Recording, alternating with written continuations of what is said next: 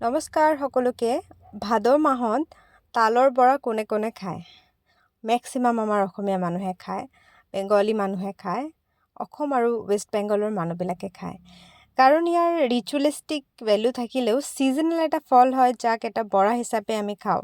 কিন্তু আজি মই আপোনালোকক ক'ব খুজিছোঁ যে আপোনালোকৰ এটা ধাৰণা থাকিব পাৰে যে ফ্ৰাইড বস্তুৱে বেয়া, তেলত ভজা বস্তু মানে অপকাৰী, আমাক ক্ষতি কৰিব পাৰে। কিন্তু এনেকুৱা নহয়। যদি আপোনাৰ অইলটো ফ্ৰেছ হয়, মানে বাৰে বাৰে আপুনি ইউজ কৰা হ'ব নালাগে, ৰিফাইণ্ড অইল হ'ব নালাগে, কিন্তু কোল্ড প্ৰেছ যেনেকৈ মাষ্টাৰ্ড অইল বা চেচেমে অইল বা গ্ৰাউণ্ডনাট অইল হ'লে ভাল, আৰু ঘি হ'লে খুবেই ভাল, যদি একদম অৰিজিনেল ঘি হয়। আৰু ঘৰত বনোৱা হ'ব লাগিব। ঘৰত ফ্ৰেছ ইনগ্ৰিডিয়েণ্ট দি বনোৱা যদি আপোনাৰ হয়, তেন্তে আপোনাৰ হেল্থত তেনেকুৱা ক্ষতি নকৰে, আপোনাৰ কলেষ্ট্ৰলো নবঢ়ায়, আপোনাৰ চৰ্বিও নবঢ়ায়। সেইকাৰণে মাজে মাজে এনেকুৱা বৰা, পিঠা, তাৰপিছত এনেকুৱা যিবিলাক আমি ঘৰতে বনাওঁ সেইবিলাক আপোনালোকে খাবলৈ যত্ন কৰক আৰু এনজয় কৰক। আৰু সদায় মনত ৰাখিব, মডাৰেশ্যন ইজ দ্য কি। মাজে মাজে খাব, মন খুলি খাব, একো গিল্ট ৰাখিব নালাগে।